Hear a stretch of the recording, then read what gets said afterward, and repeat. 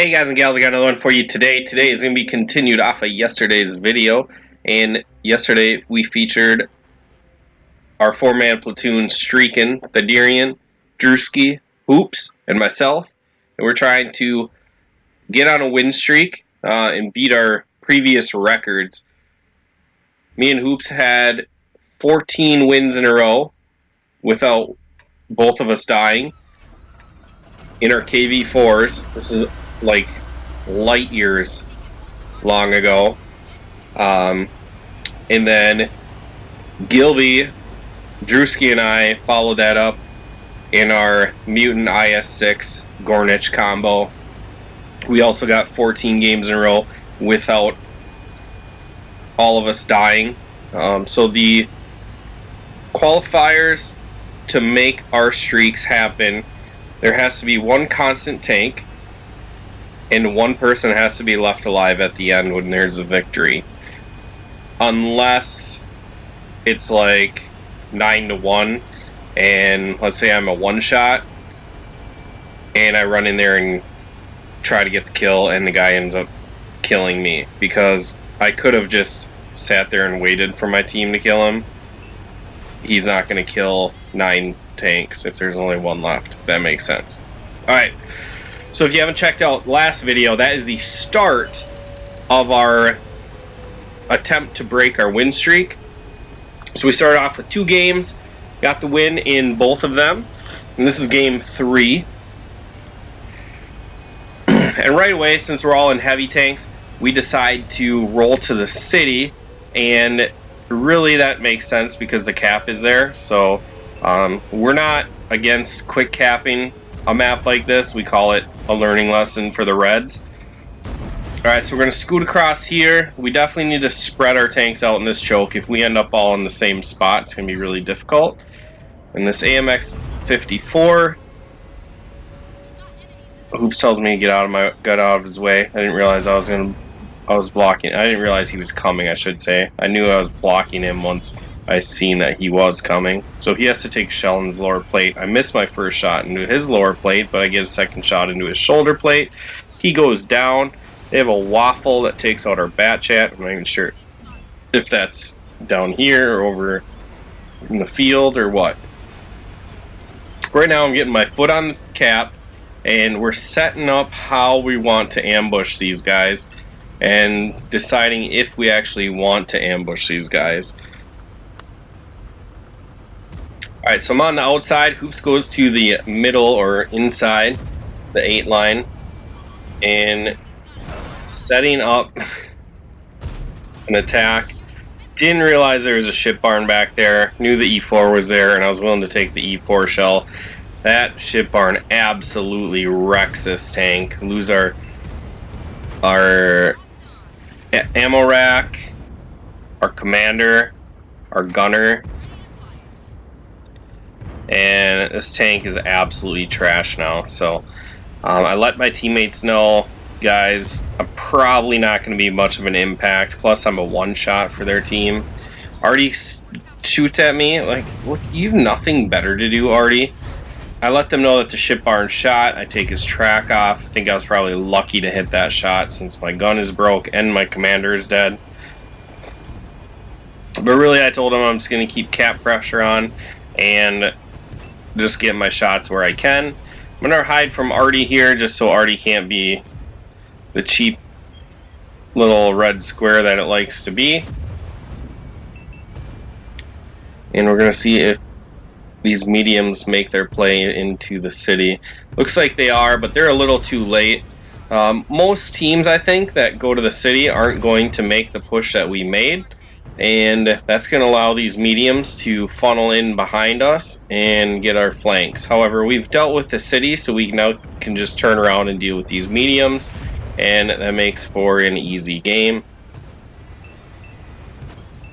So it's 8-3. The only one we've lost so far is Hoops, although I haven't done anything at all. I'll just sit here and wiggle around. Not a very entertaining game to watch. It'd be cool if I had like all of our games and then I could just pick like the top of each game. or just, you know, just get different perspectives. The 1-2-1 takes down Drewski. And we've got 30 seconds before we cap. Our team's actually gonna push north to take out their mediums. We're down to 20 seconds. I would rather just move on.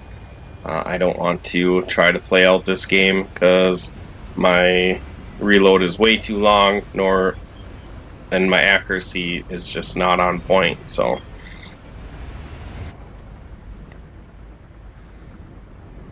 look for a shot on this waffle.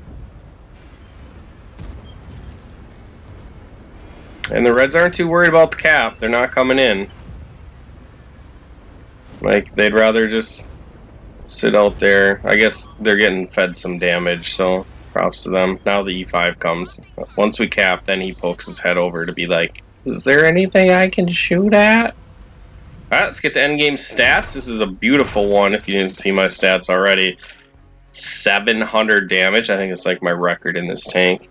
It's pretty nasty. Drewski threw down 2,000. Thaddeurian threw down 2,200. And really wasn't that great of a move from, or damage-wise, from our platoon. However, we probably took a lot of shots so we could win that. That's what I'm sticking with. So you guys can tell me otherwise down below if you want to. But that game, I feel like, could have been a disaster if we didn't make that push and left those tank destroyers alive. Alright, so let's get to game 4. We're on Severogorsk. And I think, yeah, Drewski switches from his 57 heavy to his Patton here.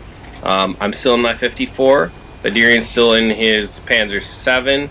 And Hoops played his Death Star in the first game, but has been in the E5 ever since. So Severogorsk, we like to take the 1-2-3 line, just because you can only like defend the 890. You can't really push out the south unless your whole team does it, which then you just give the north to the red team, and that allows them to push out there, and it's pretty much like a yin-yang effect. So what we like to do is cross this field right away, get up into the choke, and win the choke, and then you can come back and defend the base. And if your team on the 890 just kind of holds and doesn't attempt the push across the open field, generally they're going to do a decent job and at least buy you enough time to win this choke. However, there are a lot of Reds down in the south, and you can see those tanks that are along the K line make the push into that field horrendous, and that's why you don't ever want to push out there, because you're going to push yourself right into a crossfire. So Drewski and the Leopard are first ones up here. I'm second. I really love this combination. We got a little bit of flexibility, we got some armor, we got some good guns. Drewski tracks the E100, get a shot into his lower plate, start to back up. Now Thaddeurian and Hoops are starting to show up here. Hoops takes the other side. Got a waffle sitting right there, so we shoot him instead of the E100. If I went to shoot the E100, I would have overexposed my tank to the waffle probably. Thaddeurian comes up, wallops the E100. I get another shot into his lower plate. Drewski comes up for a bite, misses his shot. I think he hits the mountain there. And we go for a tracking shot. Sure enough, we get the drive wheel off. Bounce a shell. And not only are we up to 2,000 damage, but we have blocked 1,000 already. So I'm really looking at that waffle. It looks like he's looking for a shot on us. Maybe he's looking for Thaddeurian. And he takes Thaddeurian's track off. So I'm able to shut down the Centurion. Thaddeurian gets a nice shot into the waffle, and before he can reload, I put a shell into him. You can see, paying attention to the map, we still have tanks playing defense in G8. So that's exactly what they should be doing. I trade shots with this E5. I could really care less about him. But I want to help Hoops out with this Conqueror. I'm going to get one in his butt, break his motor, then we're going to push him up the hill because we're a bully. And Hoops bounces his shell. I don't remember. I think he gets a crit. And then this grill drives up like, you haven't participated all game long, but yet once I'm picking on your Conqueror, you drive up and shoot me in the butt. Alright, so their team recognized that we were kicking the snot out of them in the one line, so they picked up the tempo, killed our guys in G8, I think is what happened. Pretty sure our team did not drive out into the open, but they could have. It looked like they were defending there, and I took my eyes off of it for like the last 30 seconds to see, to watch us clean the choke. So I let my guys know that I'm heading back. They can do whatever they want. I'll head back, make sure the base is defended. We could quick cap them, but I just really enjoy getting back to the base to defend, because generally you can set up some nice positions from back here, and they are stuck in the wide open. So up to 4,000 damage. We only have 1,000 blocks, which we got right away from the E100 and the waffle, but mediums and scouts are pushing into them. And it's kind of dangerous to spread out like this and push in at the same time, because majority of their team is all right there. So if we push in uncoordinated one at a time, we definitely could give it back to them in their favor. So I'm waiting for my boys to get up here. See, the yellow dots are spread pretty much along this 7 line. And then this Batchat, I think, was reloading. The Type 5 chased him out here, so I'm going to oblige the Type 5. You know, buddy, you want to drive out in the open? That's okay. I appreciate it. I like to farm the Japanese heavy tanks. They're delicious. Slather a little bit of mustard sauce on there. Alright, so Hoops is down to a 1-shot. I'm at 1150 and my gun is broke. So these 2 games I have had to deal with broken gun.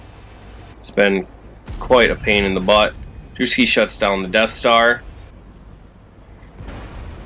And the Panzer 7 is looking at Hoops. That was bad comms by me. I should have let him know that he wasn't looking at me. Hoops just comes around the corner, gets walloped by the Panzer 7. This guy, I don't know how much he participated in the match, but he seen Hoops was on a sliver of health, so he just wanted to get a kill before he died, and gets taken out by our 1390. We lose Drewski to the E4, and they still have a waffle down in the south, so the waffle could definitely balance things out. However, we also have only 30 seconds before the game is over, because one of our mediums is putting cap pressure on, which I highly recommend. And I could care less if we cap.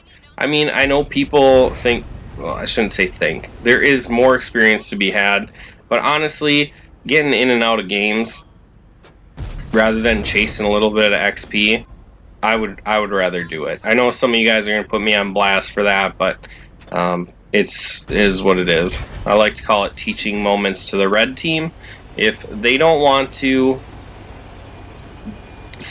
defend their cap and just think that they can disregard it, then you should cap them.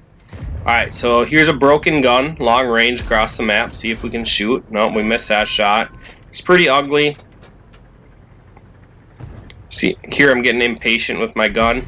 Gets tracked out there. That shell flies true. Able to get a pen into him there. Now I'm just trying to open up the angle a little bit. Excuse me. Bounce a shell there. Realize that there is a rock there, so we can't get that shell. Need the scout to spot this guy. We throw a shell. We miss. We push up a little bit further. Alright, going for an engine deck shot here. And I don't know, did that hit the engine deck? It really looked like it sailed up into the side of his turret, but with his turret angled that way, it'd be pretty impossible to make that shot. And then we get a Cupola shot with a broken gun. Thank you, RNGesus. Gets us up to 7,800 damage. Beautiful game. 66 assisted, 5 kills, 1,600 block. Ace tanker. 4th game of our streak. Beautiful game. Love my AMX 54. It just does a lot of good things. Great support heavy, but can hold the front lines half-assedly. Look at the damage our team does. add it up real quick.